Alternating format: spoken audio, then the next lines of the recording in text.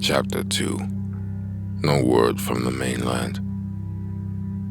The next morning, the cart was gone. The chapel doors shut tight. No one spoke of what had happened. The people passed by the church without looking up. Even the dogs gave it distance. Mateo walked past it on his way to the docks and caught a faint scent of wax and vinegar, like preserved death. A shape had been etched into the dirt outside the church. Maybe a cross, maybe something older. But the windless night had smudged it into something unreadable. He didn't linger. Things on the Justa were beginning to fray. Captain Morales barked orders louder than usual, but fewer men obeyed them. No one was stealing.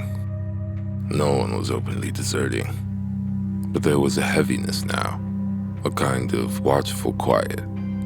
You could feel it in your bones, that sense that someone was about to break. And when they did, it would be ugly. Dominguez, who used to sing while scrubbing the deck, had taken to chewing cloves constantly. Julio hadn't left his hammock in 2 days.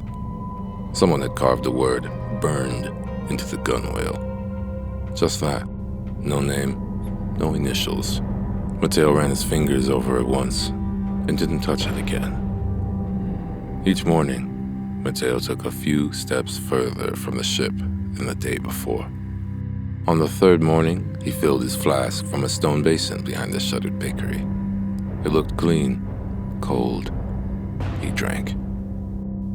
The taste hit the back of his tongue, flat, metallic, like the water had been passed through rusted pipes or old bones.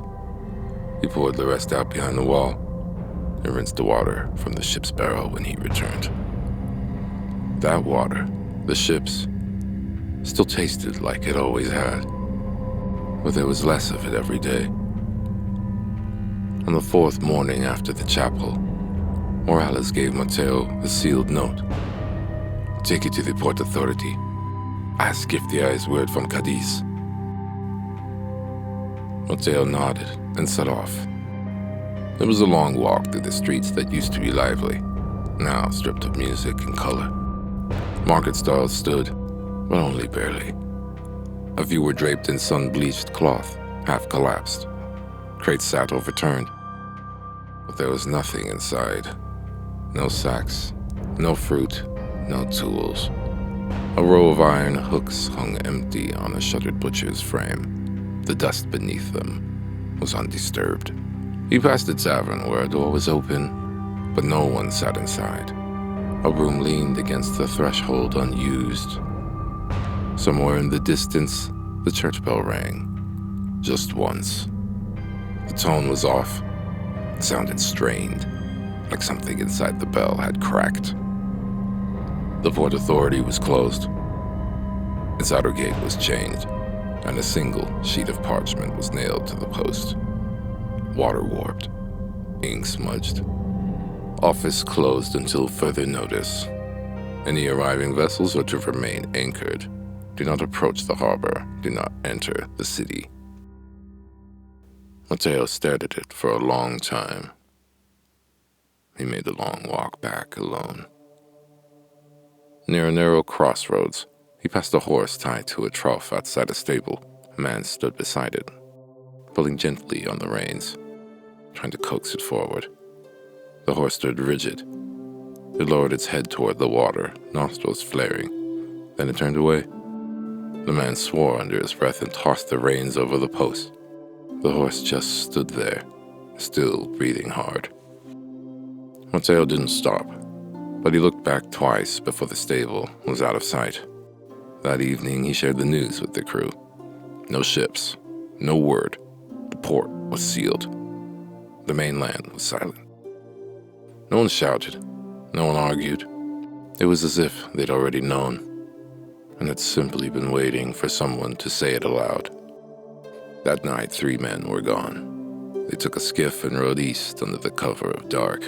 They left behind a bedroll, a cracked compass, and they took most of the remaining ship water. When Mateo found the barrel half drained the next morning, something in it went cold. The water had tasted right, It had tasted safe. Now, there wasn't enough left for even a week.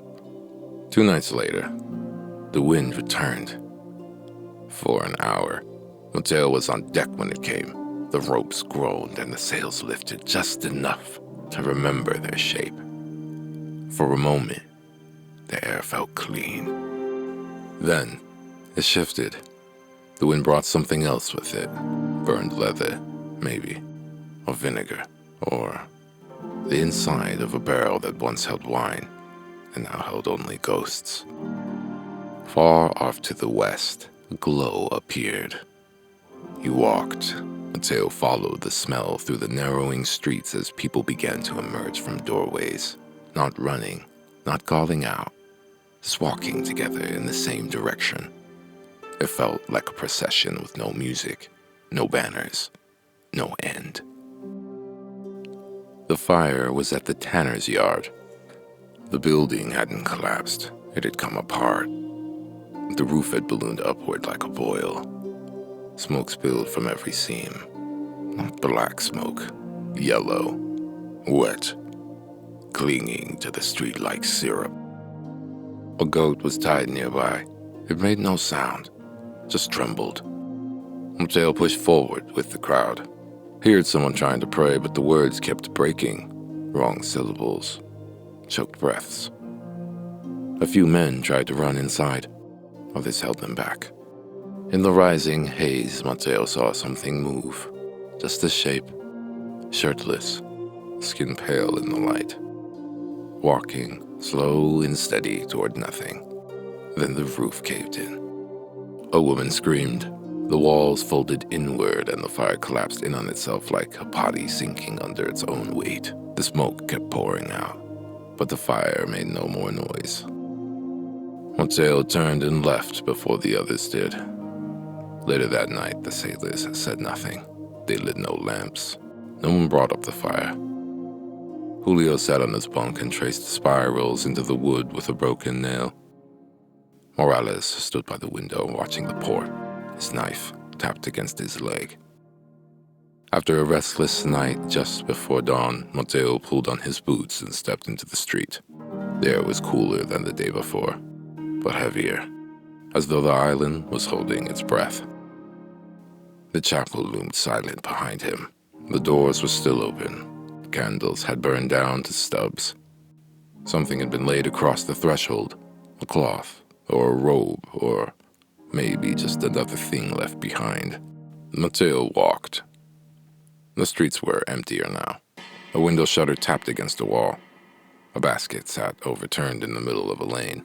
2 dogs lay in the shadow of a doorway, heads down, eyes half-lidded, listening for something that hadn't arrived yet. At the well, a pair of women stood close together. One held a small sack. The other reached out and turned the crank once, then stopped. No one spoke. He passed the blacksmith's yard. The coals were cold. A horseshoe had been set out to cool and never picked up. Next to it, a single boot print in the dust, alone. In the distance, the church bell rang again, one slow note. It landed off-key, slower than before, bent. He reached the bluff just as the sky turned. A dim blue spread across the horizon, but the light felt thin. Inland, a thick line of haze lay heavy across the hills. Not fog, not smoke, something else, something waiting. Below, the ships rocked in place. The tide came and went, gentle as always. Nothing moved on the docks. He turned to leave, and then he saw it. Out past the reef, drifting. A ship. Its sails hung limp. No flag flew, no figures on the deck. It didn't approach, didn't signal. It just moved slow and wide like something that had forgotten how to arrive.